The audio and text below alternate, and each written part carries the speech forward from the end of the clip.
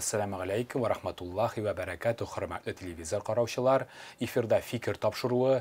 Biz әлеге studiyada o'zimizga ko'rkam fikrdoshlar izlaymiz.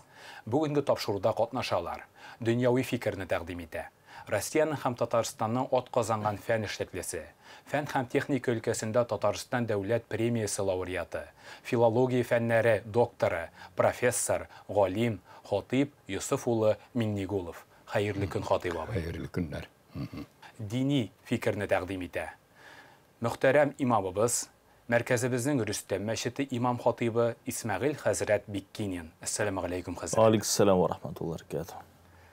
Hörmətli qonaqlarımız, biz indi qadigina sıravdan başlarga ko'nikkan topshiruvimizni keyiflarigiz nechik? Xatib abi. Keyifler şükür Xudaya. Allah'a şükür. İyi, elimne şakırıp durgaç. Seyif Sarayı'nın 14. yüzde yaşayan şiiri var. Bizning Altın Urda şiiri. Bar sinanda kim seni canım degey, yür sinanda kim seni istegey. Yani kim seni şakırıp dura, kim seni tilep dura, şunda var. Mine şükür şakırdığız kildim. Xatib abi benim ustazım. Birinci kurs seminarından burungi g'asr edebiyatı kursun. Allah'a şükür 100 balga topshirdim. Ham Xatib abi aytdi, men ko'p kishiga qo'ymayman 100 balni, senga qo'yarga bo'ldim deydi. Allah rahmeti olsun Xatib abiga, benim için bu bir zor derece bugungi kunga qadar. Mine birey-birini elimin şuna iktibar etem. Mine bizning yigitlerinin şu ekranga çıgalar, olar için min gilçiyini oturam. Mine İlyasan da, ondan soň başkalar var. Qara men aytam, bizning yigitler sanatmılar. Qoy vaqtda jitmegen orunda indi iştengine jitkirip de qo'yasan. Allah'a şükür. Şükür Xudoga. Yüz rahmat sizga Xatib abi. Hazret sizde haller nechik? Allah'a şükür. Siz biteli terbiyeşi de, mene topshirib oldindan da söylashib o'tirdim. Balalarni tarbiyalab bulamı? Terbiyelep bula, joylap. Eğer de taleplerini bir de barsalar terbiyesi kereş onun bilen inşallah joylap. Subhanallah, bek ko'rkam Muhammadiya madrasasini tarbiyachisidir. Bizning İsmail Hazret. Yaxshi shunday motor ko'rkam notada topshiruvimizni boshlab jibarik. Xayrli saatda. Amin. Biz endi topshiruvimizning oxirgina birinchi ulushini, tanishuv ulushini oyoq bosamiz. Tanishuv ulushini boshlab jibaramiz. Hurmatli qonaqlar, bizning tanishuv ulushi original ravishda boshqariladi. Kishi o'z-o'zi bilan tanishtirmay, aning to'g'rida fikrdashi, o'z fikrini bildiradi. Sizga hurmatli fikrdoshlar, bir-biringizning ishchanligini qarata fikr bildirib ketarga kerak. Xatib abi, siz bugun dinga bek yanaşa o'tirganlikdan, dinga munosabatingizni bilib ketasiz kela. Dinge mine elanda başta sen aytding, mine dini fikir, dünyoviy fikir. Mesela men olan bir oyurmam. Nişiktir olar mı? Men tege eleki tarih, edebiyat bilen şug'ullangaç olar nişiktir dünyoviy, dini bizning nişiktir qo'shilib bara. Mine şu yağından. Dinge indi aşık aytayım. Men mine Sovet çağında yaşayan kişi, komünist bo'lgan kişi, dinge indi tege parti sistemasında da işleyen kişi, men tiskeri münesebetim bulmadı. Emme yolalarım bek ötemedim mine şundan. Ondan düşmanın şulda vardı. Bizning tege eti enilerden, evi babaylardan da kirgendir o. Bereke vaqttan oqtiga, gayitke, qurban bayramlarına alarga, ondan soň indi hazır bismillah'a ayt, ondan soň hazır aytiladir mena şuşundan ağzını açıp isnesen indi benim evi var 100 yaşında öldü şunsunda aytayım benim evi nenin Fatima abastay olayında ol Murat Remzi'nin ataklı degeni bula bitin din galime. Sarman yağındağı ilmi. Mene şu Murat Remzi bile alar nişektir tuğandan tuğan. Şunu aşıqlap tıralır. Şulay tədriye ağzını açma şeytan kırır. Qadir mene ben şu kirgen ağzını tegi isnegen vaqtta bulay qabasını ne qaplıysan. Eğer de kişilerini kursam nişektir min eytesi kile ağzını yap şeytan kırır deminde. Mene şu yağından. Bulay ne şükür Xudayga hazırga indi yaş nege var bitinde. Yaşketik Rus'ta var, соответствует возрастım indi. Onu ne kadar burgalasan da özeniken işliyor. Ondan bir ne var, Jalalettin Rumi degen bir kişi bula. O nile Farsı dilinde yaza, onun Arap dilinde.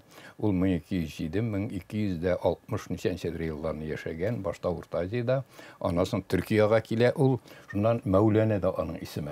Ol tege onun Mesnevi kitabı var, başkalar bek zor şair kişinin onun, bek zor filosof, onu Türkler de tege Farsılar da hürmet ete.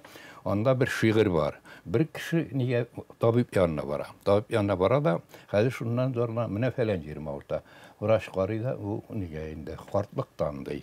Şundan hazır tağın bir yerine zorlana. Şundan tege tabip ete qartlıqtan dey. bir-iki шушындай кабатлагач инде теге авыру кешенең картның ачуы килә дә тегене сүгеп ташлый. Менә синең гасабыйлануың да картлыктан дип.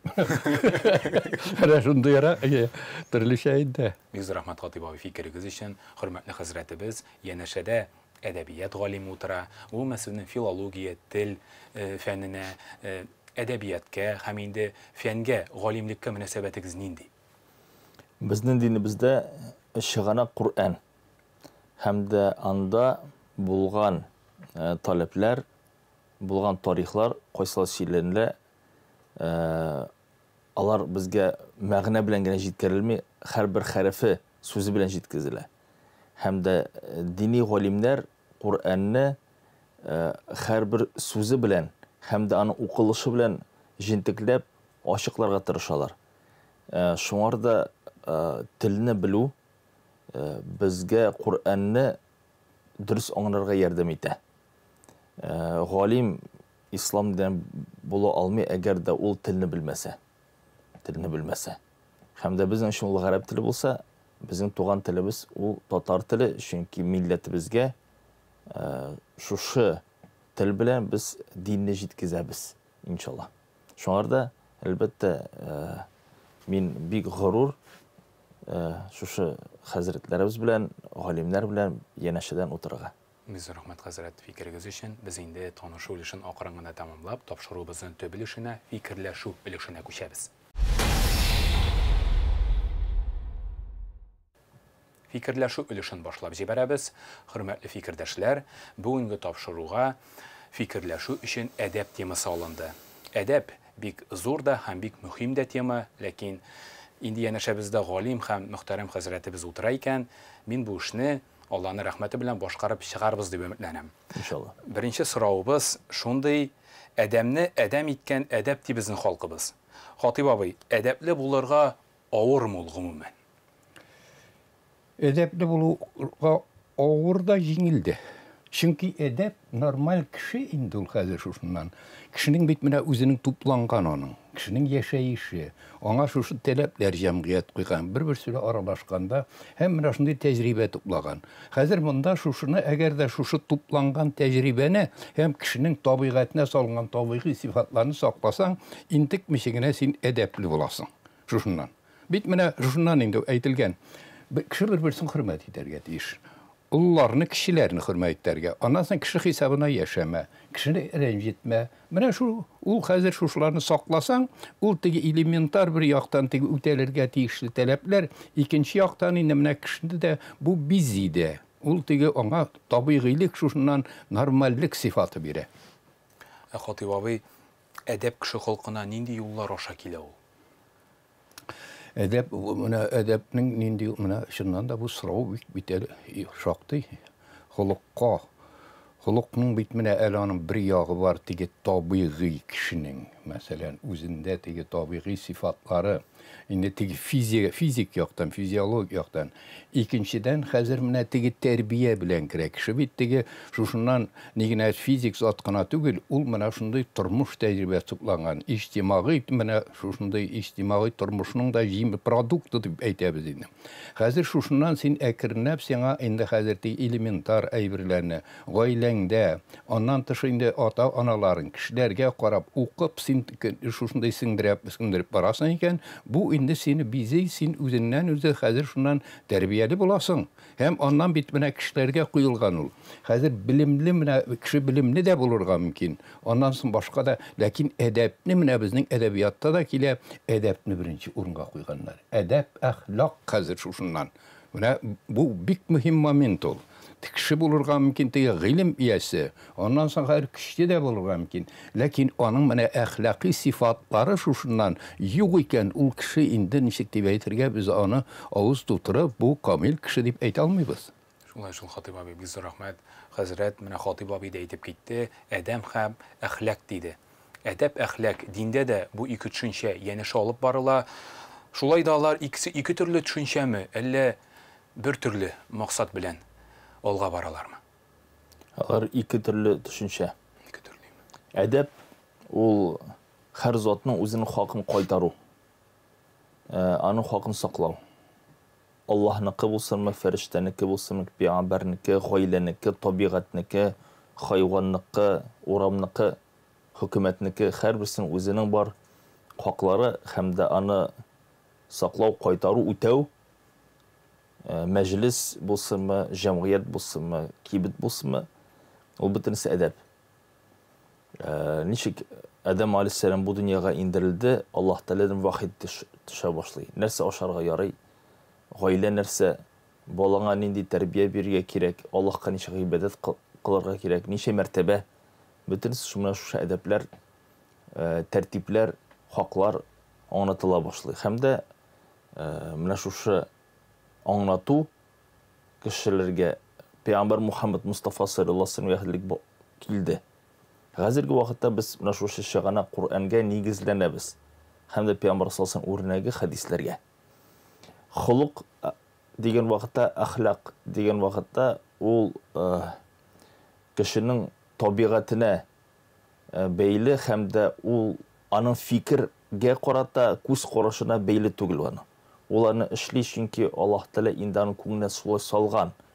Hem de olarını salına türlü nigizler sebebine bir yakta nesili, әтенінің qanı, әби babanın qanı, duası, hem de Allah Teala'dan bir tevfik.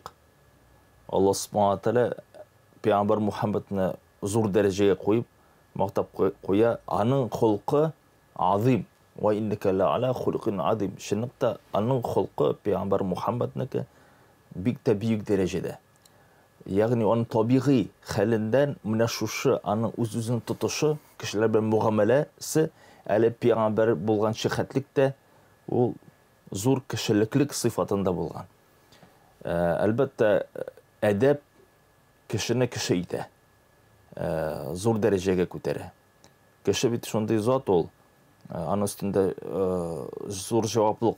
Ol özünün fiili, sözü, fikri aşağı yeki ferişteden büyügerek de bulurga mümkün.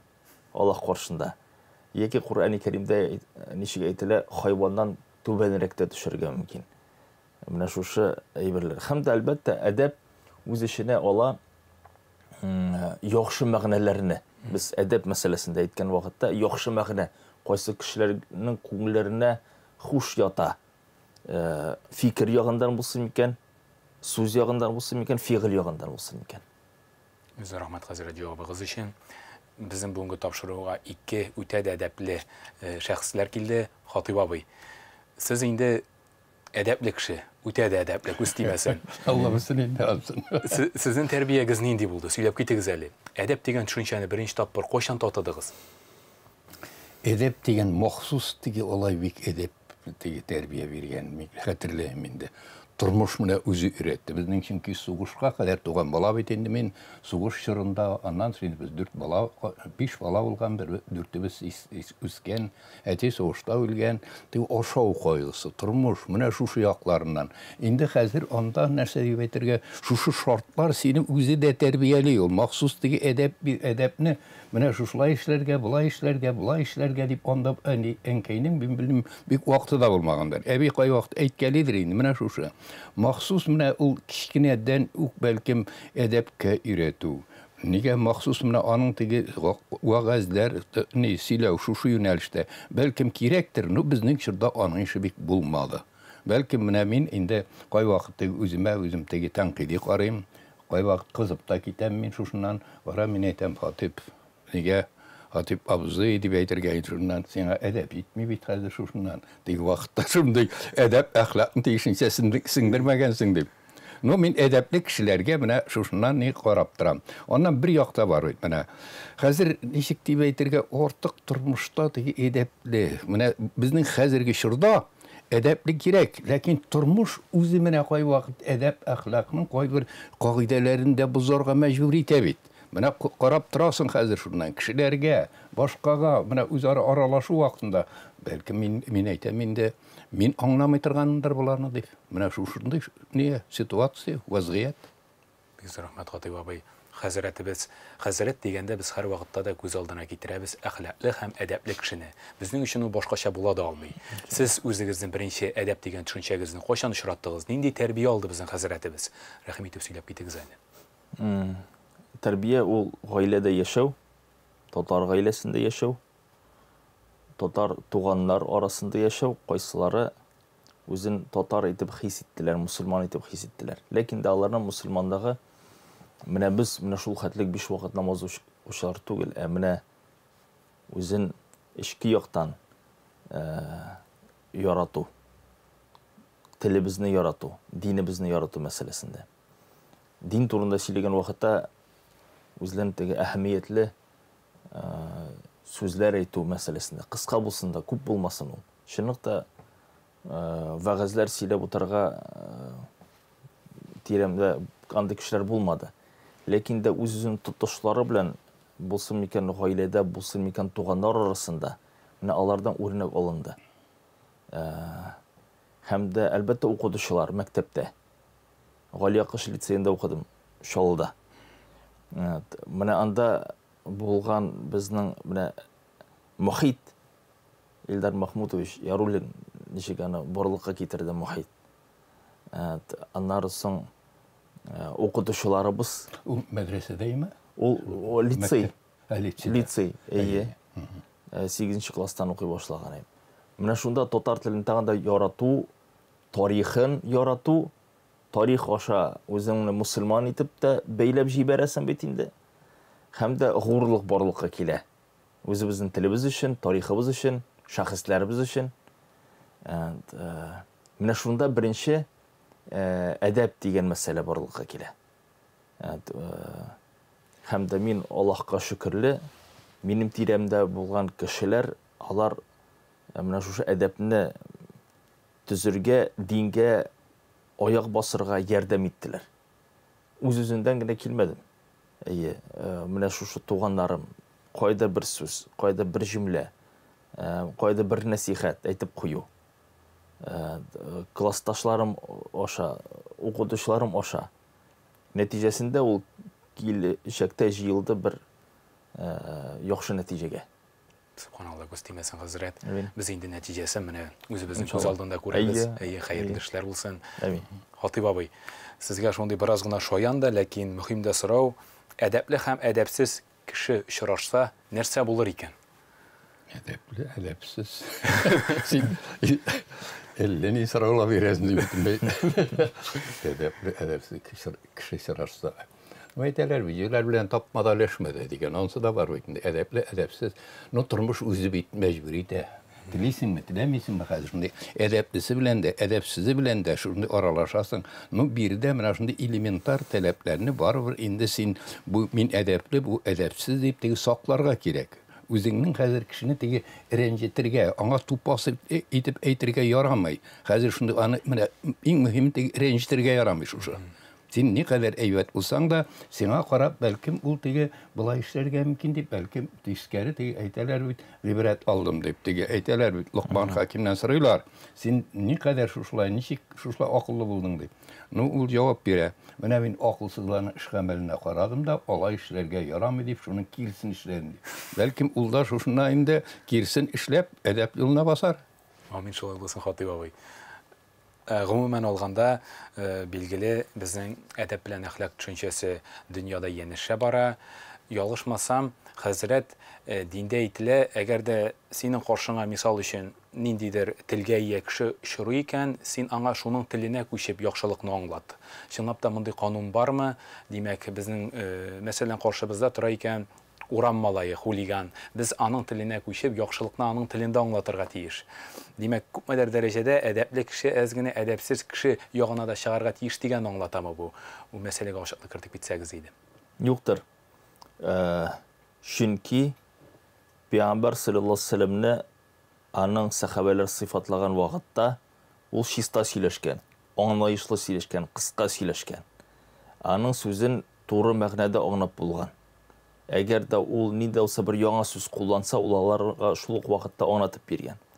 Һәм дә алар әйтәләр, әгәр дә килсәләр ди, икенче кабилә гарәпләре, кайсылары нидә бер кушымта асап жіберді сөзге ми деген сөз теге яки ничек табылса шунда бір өзінше бір диалект ол менә шушы диалектқа көшкән һәм дә теге гарәпләр әйткәннәр карале бу гомер буе безнең арабызда яшәп теге үскән шикелле сөйләшә бит дип әйтеп куйганнар ләкин дә теге урам теленә дип әйтерлек инде нинди булса бер әдәпсез сүзләргә төшмәгән пәйгамбер саллаллаһу алейһи ва саллям һәм дә әлбәттә сахабаларда бездә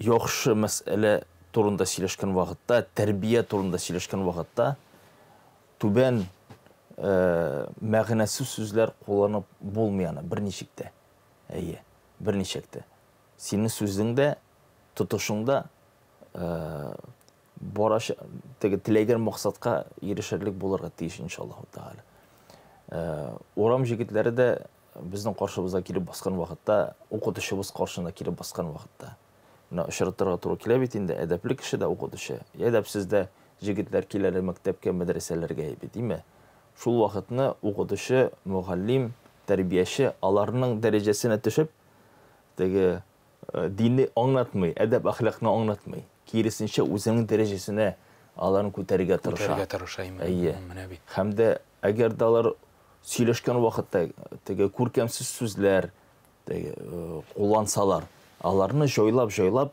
уку дәврендә сүзләрендән нидә кирәкмәгән алымнарны алып куярга тырыша юк итәргә нәтиҗәсендә кешенең аралашу теле аша холкыда үз-үзен тотышуда үзгәрә башлый менә шуңарда әлбәттә безнең чиста телдә сөйләшү ул беренче дәрәҗәдә булырга тиеш иншалла чөнки без кешегә бит мәгълүматны җиткезәбез Бик рәхмәт хәзрәт Хатип абый сез студентларыгызны ничек әдәпле булырга өйрәтәсез чөнки сез һәр вакытта да безгә борынгы гасыр әдәбияты аша матур телне шул вакытта дин телендә җиткердегез үзегезнең аерым методларыгыз бармы ысулларыгыз дип әйтик Ондайда ничек махсус теге әдәпле булырга дип бик аз сөйлидем мин. Мин күбрәк мисаллар. Менә элекеге әдәбиятны укыткан вакытта, өйрәнгән вакыттан да шул тикле гыйбрәтле мисаллар бар. Теге электән үк килә, шул кыйсса Юсуфларыннан, Бала Сагуны, Ясәвиләрдән, аннан тегән иләргә Рабкузый китапларында, ул Рисалә-и Газизәләрдә, аларда шул тикле менә мисаллар күп. Шушы мисалларны аңлаткан вакытта сюжетлар, гыйбрәтле теге мисаллар инде студентларга ул ныграк та тәэсир итә. Ну кай вакыт әйтеп куясың инде булай, ләкин гел вагазга кырсаң, булай эшләгез дип ул ничектер инде бик үзенең нәтиҗәсен, эффектын татарча әйткәндә киметә, югалта да. Хатип абый, туган тел аша килгән әдәп нинди була? Әдәбиятта гомумән әдәп ничек тасвирлана? Сез күренекле әдәбият галиме, җавап биреп китсәгез иде. Туган тел ул бит инде хәзер ничек дип әйтергә, туган тел аркылы кешелек тәҗрибәсе, синең әби бабаларыңның тәҗрибәсе, халкыңның тәҗрибәсе, бөтен теге нәрсә тормыш турында күз аулаулары шушы ирешә. Туган телне үзләштерү ул үзеннән үзе менә шушыннан сиңа тәрбия бирә. Анда әхлакыйында, инсани тәрбиясендә, башкасында. Шуңа күрә менә мин теге тел өйрәнү аралашуына түгел, ул инде тел өйрәнү, ул теге ничек дип әйтергә, кешене кеше итү. Хәзер шушыннан менә нигә аны формалаштыруның иң мөһим чарасы. Аның аркылы менә татар кешесе инде бер төрлерәк дөньяны, инде икенче төрлерәк. Ул бит матурая. Хәзер әле бер ягыннан, әле икенче ягыннан шушыннан теге дөнья ачылып китә, шушы ягыннан. Аннан хәзер әдәбиятта менә әдәбиятның исем бит инде аның менә әдәбият. Нигезендә генә моны галимнәр һәр вакыт басым ясый. Теге әдәбиятның асыл максаты кешене әдәпкә өйрәтү, әхлакка өйрәтү, инсаниятка өйрәтү. Шуңа күрә безнең кайсы гына язучыны алып карасаң әсәрен, менә шушы аның әсәрләренең үзәгендә ул тел чаралысы аркылы, сүз аркылы үз укучысына, үзенең тыңлаучысына җиткерә. Һәм инде безнең алып карасаң, менә ниләребездән электән килгән, шул кыйсса Юсуфларда, Мөхәммәд ярлар, аннан соң Кутыплар, алар бит инде ничек дип әйтергә, бер үк вакытта алар нидәген әдип тә, икенче вақтан мөгаллим дә, алар башка менә күп кырлы, әмма аларның асыл максаты үз укучыларын әдәпле итү, аларны теге тормышка әзерләү, аларны инде кишилекле, менә шундый югары күтәрү һәм һәрбер әдәбиятта битен куелган камил инсан мәсьәләсе. Камил инсанда менә нинди булырга тиеш? Һәр вакыт уйланганнар. Хәзер менә фәлән кеше фәлән булырга төрле гыйбрәтле мисаллар биргәннәр һәм инде менә шушылар аркылы теге камил инсан, теге идеал кеше бик күп кенә әсәрләрдә безнең күз аллара. Biz onu açık güzelliyik. Mesela Nine Muhammed yarını alıp qarıyıq. Ya olmasa 30 imenin alıp qarıyıq. 19. yüzde de bunlarını alıp qarasan həmməsinin üzəgində. Şuna görə indi şu til arqılı, ədəbiyyat arqılı kişi indi özündən özümündə nigə dige ədəb əxlaqqa öyrənə. Kişi bularaq formalaşa. Həm indi ol mənə şuna kişiyə düşkən vazifalarını başqara. Subhanallah. Şunlap da Xatib abi сөйләгәндә минем камил инсан принципы исемә төште. Хәзрәт, Xatib abi укыткан предмет ул дингә бик якын.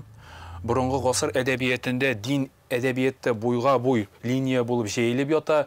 Диннән килгән тәрбиядә Xatib abi сөйләгәнгә бик якынмы? Диннән килгән әдәп турында да сөйләп китсәгез иде. Нинди була ул диннән килгән әдәп? Менә гафу әле монда шунысын да әйтим. Менә бит безнең ниләреннән инде ул теге менә безнең 1000 елдан артык тарихыбыз ислам дине белән бәйләнгән. Коръән белән башкалар. Ә бит Коръәннең үзенә дә ул тормыш тәҗрибәсе шушыннан килгән. Шушыларны ул нигә бу китапка нителгән, теге кабул ителгән, үзләштерелгән. Һәм инде менә мин уйлыйм безнең әдәбиятны менә шушыннан 1000 еллык әдәбиятыбызны ислам диненнән аерып та булмый. Ayırıp tabılmıyor. Allah şu tikli bir-birisine singenler. Ondan həzir mənə min şunusu uylap duram. Bizning mənə nilərimiz, din əhllərimiz, qaybirləri tegi vağazını bilə, Qur'anını bilə, lakin ədəbiyyatını bizning ruhi mirasını deyişince bilmey. Hem şuna görə onun vağazları, onun əykən sözlərini şektir okuyuşlarga, tınlavuşlarga bik barıb jetmey. Hem mənə şunday bilgən kişilərini mənə əйтүlərinə qaraganda nilərində. Rizaddin Fəxriddinin vağazların bitində nişə şunday zor zallar, keşkene auditoriyalarda tınlay. Çünki onda bir vaxtda dini təqlimət bilən birgə məxsus. Onda tegi turmuş təcrübəsi, gıybretli misallar, başqalar bula. Mənə onlar min ayırıb taqıramın. Yüzü rahmet Xatib abi.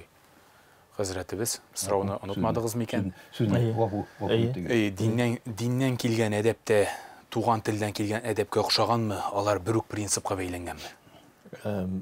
Xatib abinin sözünü xoplab aytam. Bizning ediplərimiz, yazuşular, alar ruhlandılar dinimizge qarab. Peygamber sallallahu aleyhi ve sellem turmuşuna, peygamberlerin kıssalarına, sahabelerinin tarihlarına, Kur'an'da kitirilgen tarihlarga ruhlanıp, hislenip, anlar sonra şunday eserler, şiirler yağında çıkardılar bitinde. Hem de şuluk vakitte din bizim turmuşumuzda fakat namaz, urazanıqına işine olmay. Din ola gumumen kişinin bütün turmuş yoqların.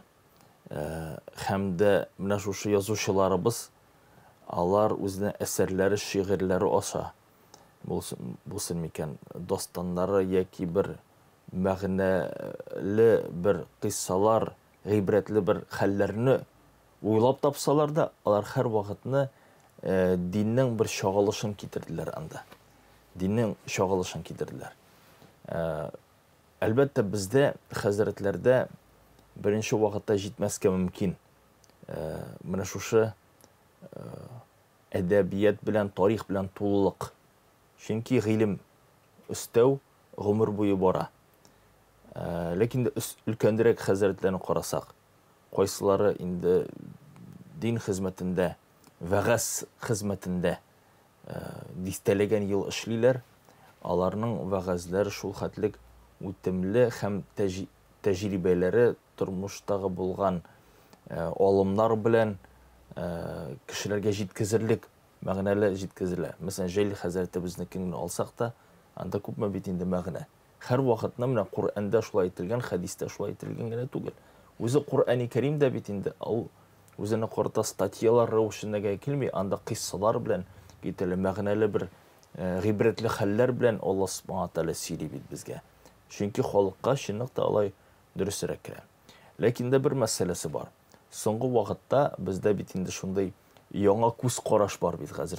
Яшьләр менә дөньяга яңа күз карашында. Күбрәк Европа ягына булырга мөмкин, яки үзләреннән гомумән күз аллаулары барлыкка килә. Дин кирәкме, юкмы, тарихыбыз, телебез һәм дә нәтиҗәсе диндән алына фақат әдәби мәсьәлә генә, теге кешелеклек якны гына алалар. Ләкин әдәп дигән мәсьәлә ул бик киң бит ул. Әйткәнебезчә, Аллаһтан башлап табигатькә, һәрбер бөҗәккә хәтлек булган мөгамәлә бөтенесе әдәпкә керә. Безнең милләтебездән алалар фақат уен көлке, җыр һәм дә биюне генә.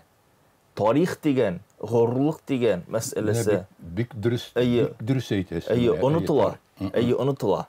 Динебездә дә бар тарих, бәйлек, безнең моңар хәтлек булган ханлыклар, ул дин белән бөтенесе бәйлекле бит инде бөтенесе. Кешенең үз-үзен хис итүгә китерә бит инде.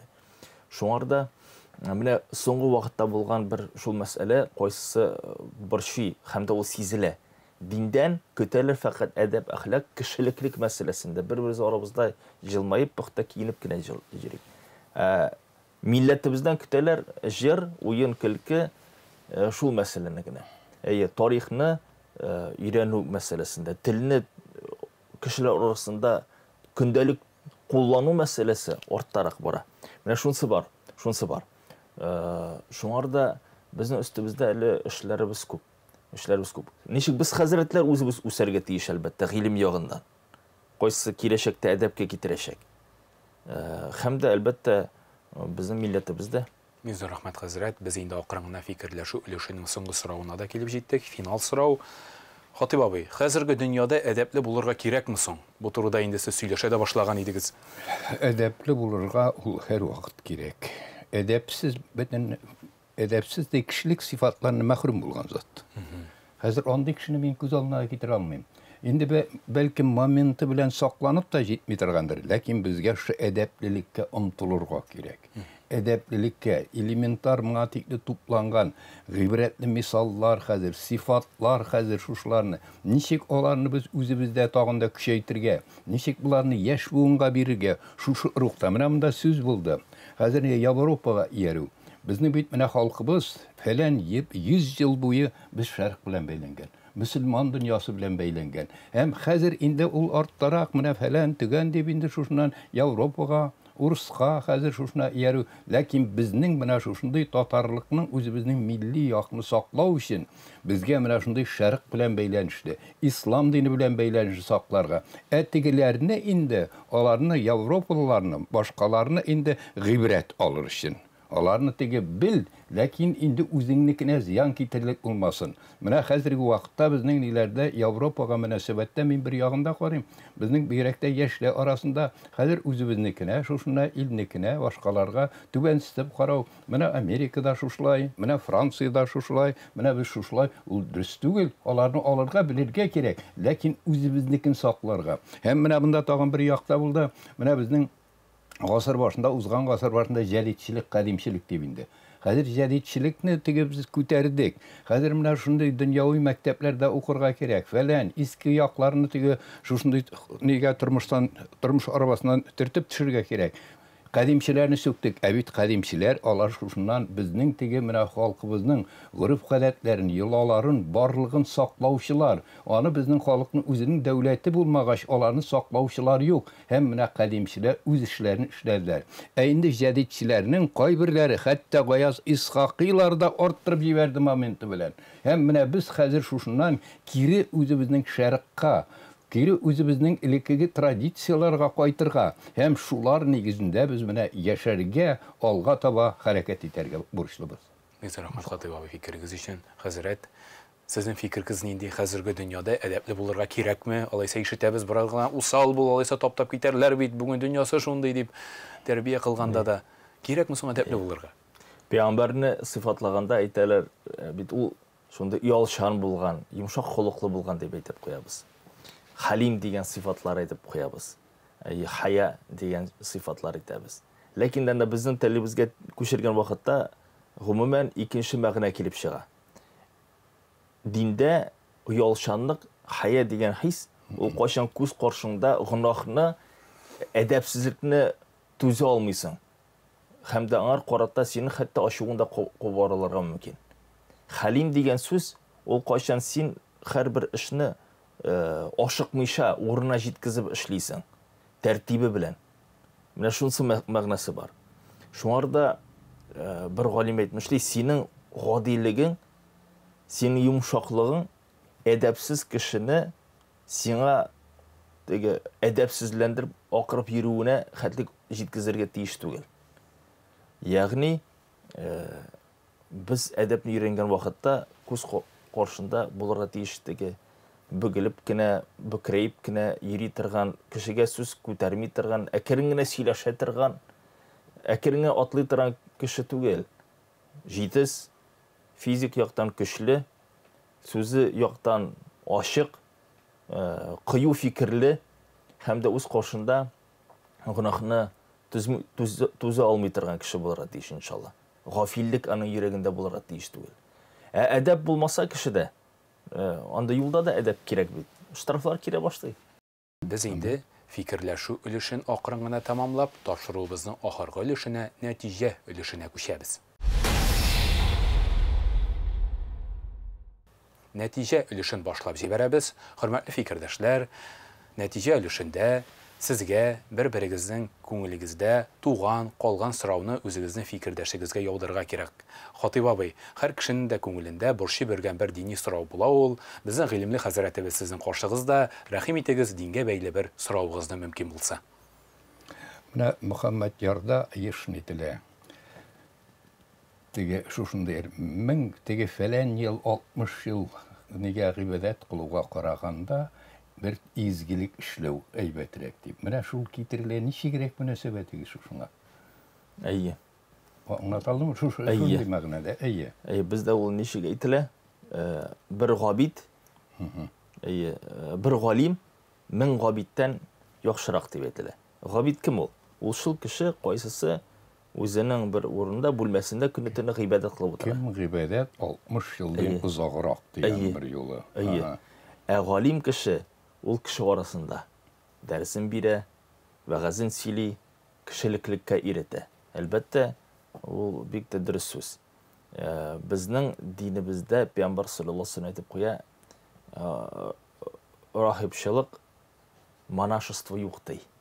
Ya'ni sen dini bo'lding da, beklending da, o'tirding da. Bütün dinligi o'zingdagina qola. Yo'q dey bizde. Biz kishilar orasında bularga tegishmiz inshaalloh taala. Elbette бар шундай авыллар, қайсында бір мұсылман, әдәплі мұсылман барып орнаша, шундан аны көршісі де әдәпленіп кете, үшіншісі де, бешіншісі де, тағында қолғандар келелер. Шуңарда кіші арасында яшәгән изге, көңіллі кешеләр, алар һәр хәлдә Аллаһ Субхана тәғала каршында зуррак дәрәҗәдә булачаклар иншаллаһ тәғала. Шулай булсын.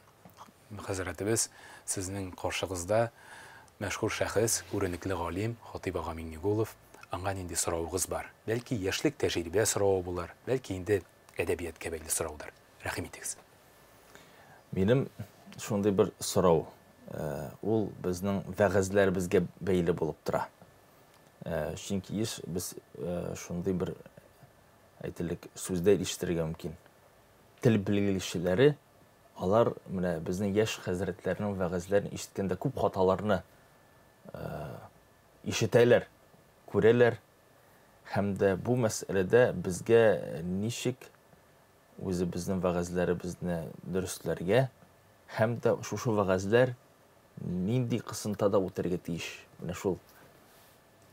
Шуннан да менә зур проблема сөйлем дигән, сөйлем теле. Хәзер менә безнең кайда тыңлап торасың кешеләрнең әйбәт ул бөтен яктан, ләкин сөйлеме, телне белүе камил түгел. Телне без кирәк икән Кытай телендә өйрәнергә була. Менә шушы. Аннан соң икенчедән безгә менә балаларны өйрәткән вакытта да нәрсә дә кирәк. Кай вакыт балалар да менә бигрәк тә шәһәр җирендә инде алар Сөйләшә татарча, ләкин аларның интонациясе, авазларны әйтелеше безнеке түгел. Теге ниләрне урыс тигәнсендә. Менә буларның һәммәсендә теләк булганда үзгәртергә була.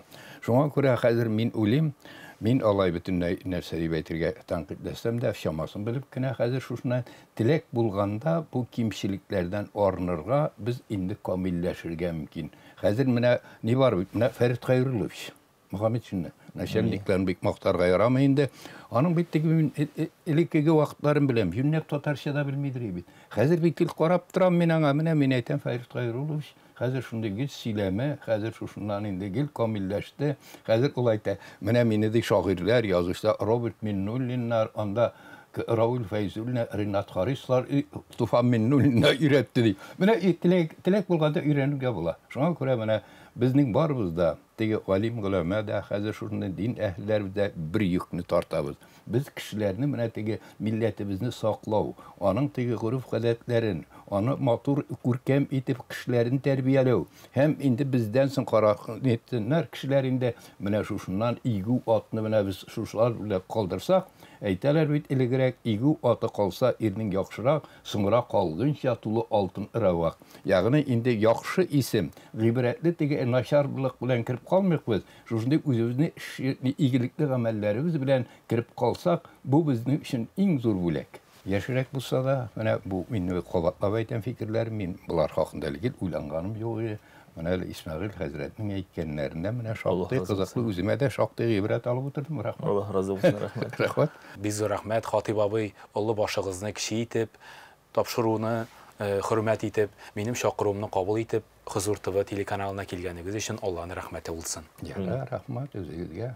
Хәзрәт безнең телеканалыбызны якын дустына әверелде. Бик зур рәхмәт хәзрәт. Кабаттан сүзне тыңлап, шушы тапшыруга килгәнегез өчен.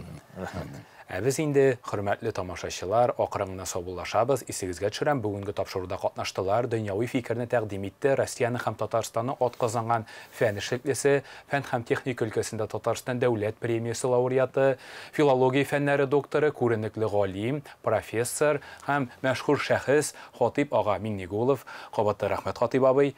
Дини фикерне тәкъдим итте телеканалыбызның дусты, мәркәзебезнең Рөстәм мәчете имам хатибы Исмәгыйль хәзрәт Биккинен. Ассаламу алейкум. Bir төзәтмә кертә geldi. Мен алдан да әйттем. Менә дөньяви фикерне Хатип абый тәкъдим итте. Инде хәзер дини фикерне. Безнең фикерләребез бит кушылып китә җәмәгать. Алай теге ниләр берсен бәлкем өстенлек итә торга урыны белән. Ләкин безнең фикерләр берсе каршылыкка кермәй. Алар теге дөньяви дини фикерләр шундый кирешкән. Бик зур рәхмәт Хатип абый. Галим кеше әйтә икән, бернинди дә бәхәс була алмый. Бик зур рәхмәт кабаттан. Без инде хөрмәтле тамашачылар сезнең белән сау булашабыз. Ассаламу алейкум ва рахматуллаһи ва баракатуху. Сау булыгыз.